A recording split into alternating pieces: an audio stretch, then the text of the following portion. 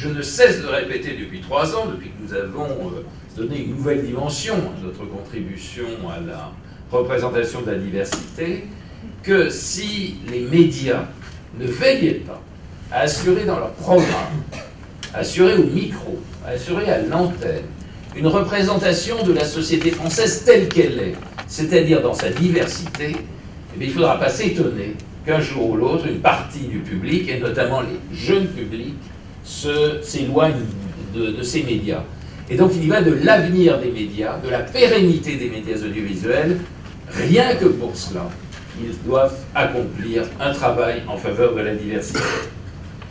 C'est un atout pour la création audiovisuelle, parce que ça permet d'élargir les champs des programmes, ça permet de faire venir dans les métiers audiovisuels, dans la filière audiovisuelle, des personnes qui apportent un plus, qui donnent donc une nouvelle dimension à la création audiovisuelle et qui, de ce point de vue, sont très utiles pour notre société. Aujourd'hui, la diversité, ce n'est simplement qu'une charte signée, ou est-ce que dans les faits, c'est bien réel?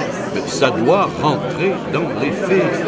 Il y a une évolution qui s'est manifestée ces dernières années, une volonté politique aussi, de prendre en compte cette diversité.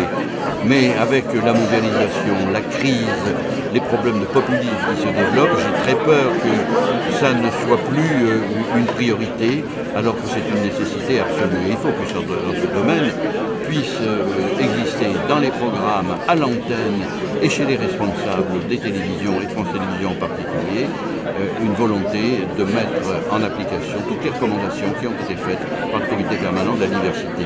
Le président Carolis en a pris l'engagement, il va partir et je pense que son successeur s'en rendra compte. Alors, quant à une des chaînes de France Télévisions, RFO, elle doit jouer un rôle essentiel dans ce domaine. Elle ne doit pas être, comme certains le disent, la chaîne de la diversité, ça qui voudrait dire que c'est un alibi et que France Télévisions n'a pas à être la chaîne de la diversité. France Télévisions, dans son ensemble, doit être les chaînes de la diversité. Nous, au CSA, nous avons engagé un dialogue avec les chaînes, on a fixé des règles, on a conclu des accords, des contrats en quelque sorte avec les chaînes pour tout ce qui touche au programme. La présence de personnes issues de la diversité à l'antenne, la lutte contre les stéréotypes, la lutte contre les discriminations. Ça, c'est pour l'aspect programme, celui que le téléspectateur voit. Et puis il y a l'autre aspect, c'est-à-dire les ressources humaines d'une entreprise audiovisuelle, les embauches, l'accompagnement des carrières professionnelles. Et là, c'est ce qui relève de la charte de la diversité. Donc nos entreprises audiovisuelles, elles sont soumises en fait à deux choses. Comme toutes les entreprises, elles adhèrent au mouvement qui est engagé autour de la charte de la diversité, mais parce qu'elles sont audiovisuelles, elles sont soumises à des contraintes particulières par le CSA, et donc nous avons développé ces engagements avec elles, et ces engagements, je suis très heureux, très fier de constater que, pour l'instant, ils sont appliqués. Et ils sont mieux qu'appliqués.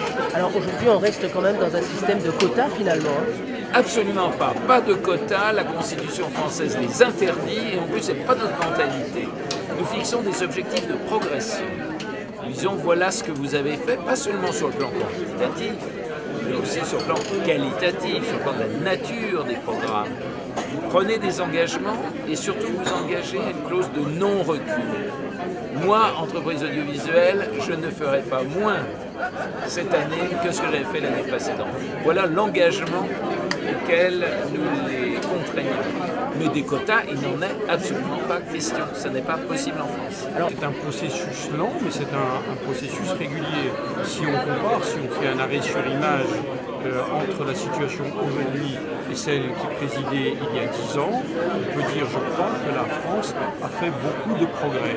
Il en reste à faire, mais il ne faut pas négliger les efforts qui ont été faits des deux côtés. Du côté des programmes, valoriser dans les films, dans les fictions, dans les reportages divers, celles et ceux qui sont représentants de la diversité, entre guillemets, mais aussi dans la presse et dans le journalisme, de l'autre côté, si je puis dire, de la caméra. Donc les choses sont faites, il faut accélérer le processus, la charte qui vient d'être signée, le label diversité que mon ministère promeut et qui va pour la première fois peut-être être attribué à TF1 qui a demandé spontanément à pouvoir entrer dans le processus. Ça paraît une étape importante puisque TF1 donne quand même depuis quelques années le là en matière audiovisuelle, et le fait qu'un grand groupe comme TF1 s'engage me paraît de bon augure.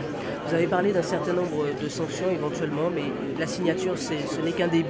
Il faut effectivement que ce soit suivi des faits. Alors, il y a des choses qui relèvent du CSA et de l'Observatoire qui peuvent avoir des sanctions. Là, c'est un engagement positif. Par la charte, les entreprises s'engagent à promouvoir la diversité. Donc, il y a le CSA dans son rôle, je dirais, préventif et répressif, c'est une chose, mais il y a autre chose qu'on vient de signer, c'est une charte positive, constructive.